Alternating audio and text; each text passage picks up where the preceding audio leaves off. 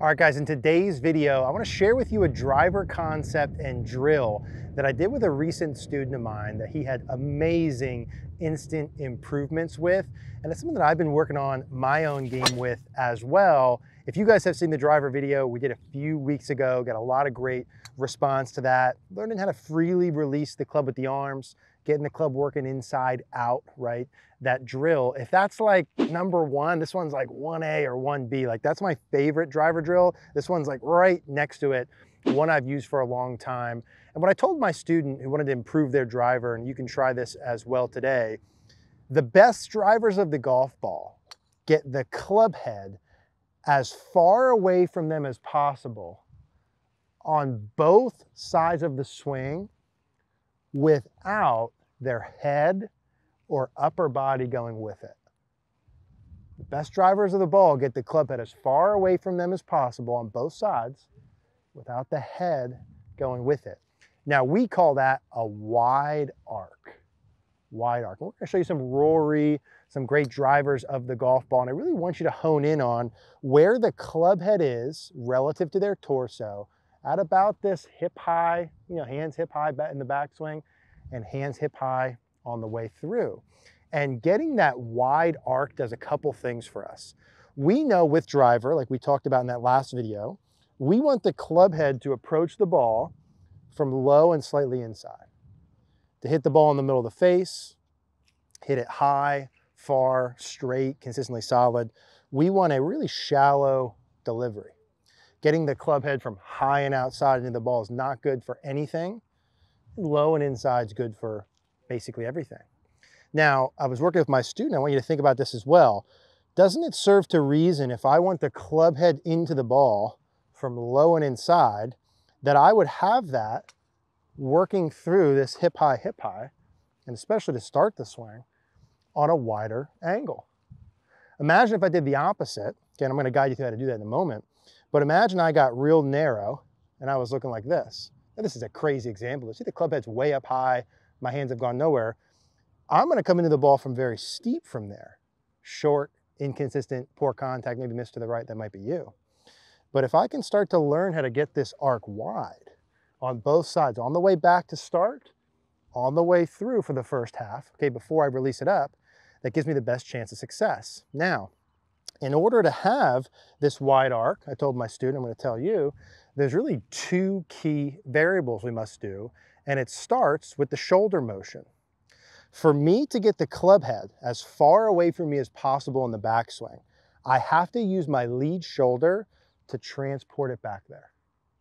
So if I do it correctly, and I'm thinking like left shoulder away from the target, or lead shoulder behind the ball, okay? Slightly down, but mostly away. Look how wide I can get that. Now try that with me here. Notice where the club head is. Now, if I do the same thing and I don't use my shoulder at all, how wide is that? Not as wide. No shoulder, no width. Shoulder back, look at how much wider I can go. So I've got to use my lead shoulder back to get the width. The second part is what we call long arms. And what that means is when I go back, as my shoulder goes back, if I want to get to about hip high, we'll show the Rory, hands about hip high, look at the arm here, specifically the trail arm. My trail arm is fairly straight. It's not locked straight. It's really not way bent. It's pretty straight. How about my wrist? Still not really that hinged at this point. Okay, left shoulder goes back, that gives me width, but long arms give me width too. Now imagine I make a backswing with the left shoulder back and long arms, and now I bend my right arm a lot and I bend my wrist a lot. Now, how about that? Is that more narrow or more wide? That's more narrow. Is more narrow going to come down on a steeper angle or more shallow? Steeper. Is that good or bad? Bad. So I want here, left shoulder back, arms wide, right arm's wider. It's still soft, it's relaxed, no tension there, and the wrists are still pretty wide, okay? This will give me the widest halfway back. Now, if I needed my shoulder to go back away from the target to get width on the way back, what do you think I need with my trail shoulder to get it forward? I've got to move my trail shoulder forward to get the width on the way through. Left shoulder had to move back to get width. Right shoulder has to move forward to get width. Left shoulder back, arms long. Right shoulder through, arms long. Not a lot of wrist hinge there. Left shoulder back, arms long, wrist pretty wide. Right shoulder through, arms long, wrist pretty wide. Does that look like if I made a swing with that, it'd be pretty easy or pretty hard to hit level or slightly up? Should look pretty easy. Now I've got to add some pieces to get some speed here in a moment, but that should look pretty easy. What about if I did this? No left shoulder back, no wide arms. How does that look? Okay. So to start with, as we're hitting here, I want you to think shoulder back, arms wide. Shoulder through, arms wide. Shoulder back, arms wide. Shoulder through, arms wide. I'm trying to get the club head as far away from me as possible on both sides of the arc. And in order to do that, I have to have my shoulder lead the way. Left shoulder back, arms wide. Right shoulder through, arms wide. And that's going to be piece number one. Now that for me was probably a little bit of a cut shot down like the right side of the fairway. But what I'm trying to do here is build things in, and specifically I'm trying to build things in for me that make the downswing easier. And so the more I get this first half of the swing right, really the less I have to do the way through. And if you're someone who liked that first driver video, you can sort of pair these backswing feels along with it. Okay, so the left shoulder's back with arms wide, the right shoulder's through with arms wide. Now to layer on top of that, because you'll see some good drivers of the ball, if we kind of look at their right head or right hip, any motion they have away, they might have a little motion away from the target, but it's during this very first phase, okay? From there, then, as they complete the turn, we'll talk about in a moment, but any shifting is early. So I said, hey, we could have a little bit of pressure shift with this, right? I use this with my student, feel this with my own swing. As the shoulder goes back and the arms are wide, I've got a little press into my right foot. As I go through, my shoulder goes forward, arms are wide, I got a little press into my left foot. Shoulder back, arms wide, press into the right. Shoulder through, arms wide, press into the left. That's pretty simple. Shoulder's got to go back, arms wide. Shoulder through, arms wide. Little press into my right as I go back, shoulder back, arms wide, little press. Shoulder through, arms wide, little press. Now I do a lot of the follow through stuff without any thought. I don't do the backswing pieces as well. So for me, I've got to really think the backswing pieces. My student, he did the backswing pretty good. He needed more of the follow through. You got to kind of see where you fall here, but showing you both ends of the spectrum. But for me with the backswing, it's shoulder back, arms wide, little press into my right foot. Any shifting I'm getting done in this very early part of the takeaway. Remember, I want the club head as far away from me as possible without my head and body going massively that way, but I give a little bit early during the takeaway. That help a little bit with speed and power, kind of make it a little more athletic. So the shoulders back, arms wide, little press into the right foot. Yeah, and that was very solid there. That's kind of my normal, I got a 5-yard draw shot. So for me, right, I got to feel more the backswing. And the more you get the backswing correct, get some of that shoulder back to get the width here, you're going to get some nice natural pieces in early transition. And then obviously the key is to get that width back in the follow through again. But I like that mantra, shoulder back, arms are wide, a little press into the trail foot on the way back, shoulder back, arms wide, a little press into the trail foot. That's another really solid one there for me. Sort of what you should feel if you do the backswing part right in the first half, you should get, you call it like free speed in transition.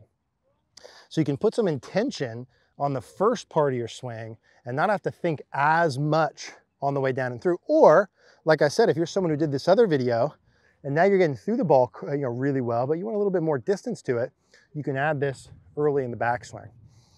So I was working with my student on this same thing. He said, Eric, I get that. Totally good. Okay, I get the shoulders got to go back to get width. If I don't do that, I've got no width. If I've got no width, I'm going to hit too far down. I lose distance. Not a solid. Totally get that. He said, I get the arms got to be wide. Right? If the arms fold, too much hinging, no width. Totally get it. Get the shifting part. He said, but once I go from here, I kind of don't know what to do from here to the top. And I said, well, let's think about this. When I go back and I do left shoulder back, arms wide, little press, I don't just keep the club going back and up forever, right? It doesn't look like this. There's got to be some in component or round.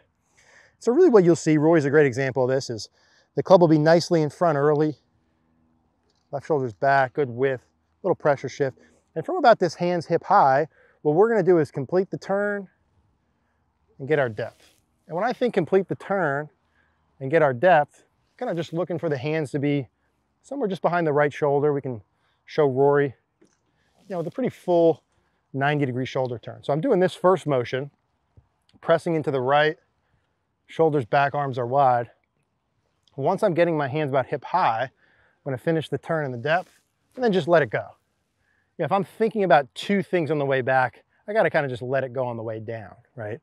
But I'm still trying to do the same thing. Shoulder back, arms wide, shoulder through, arms wide, right? Shoulders gotta go. But to complete the backswing part, I'm gonna get the shoulder behind the ball, some good width and a pressure shift. I'm just gonna complete my turn and depth. For me, if I do this right, I should draw a little bit more. So I get that first half right, then just complete my turn with it. Shoulder back, arms wide. That's the main feel. And I mean, I crushed that. That's probably down the right edge of the fairway, high and far. For me, very solid, very noticeably easy in transition. Like I mentioned, when you do this well, this is really to hit the ball solid, high, and far. It's so much a direction thing. But when you do this well, you should feel like, man, my transition feels kind of easy and effortless the more I get these backswing pieces. Okay, one more just for the road here. Shoulder back, arms wide, not a lot of wrist hinge. A little pressure shift into the right. So my head and hips are going a little right early. Watch the Rory. Complete the turn and depth. Shoulder back, arms wide. Complete the turn and depth. And from there, I'm just kind of letting it go. I'm letting it kind of throw out this way as the, if anything, on the way through for me. Shoulder back, arms wide. Just complete the turn and depth. And there's another one. I mean, that might be through the range. Okay, I didn't kill anybody down there. So very solid, right? Like that's about as high and as far and as solid as I can hit it. Now, like I said, I need the backswing stuff because I'll tend to not turn and the arms get too narrow, and I have issues there. A lot of golfers do. So if you like that other video and you're swinging through really good with that and you like that, just add this backswing repertoire. But understand, wide arc with driver's good. You'll see most all the best ones do it. And you're just looking from hip high to hip high. You got to get the shoulder back to get width. You got to get the shoulder forward to get width with some long arms. The hinging and the turn and depth happen from hip high on the way back and hip high on the way through. So that's driver. It's really how to hit driver solid and pound driver.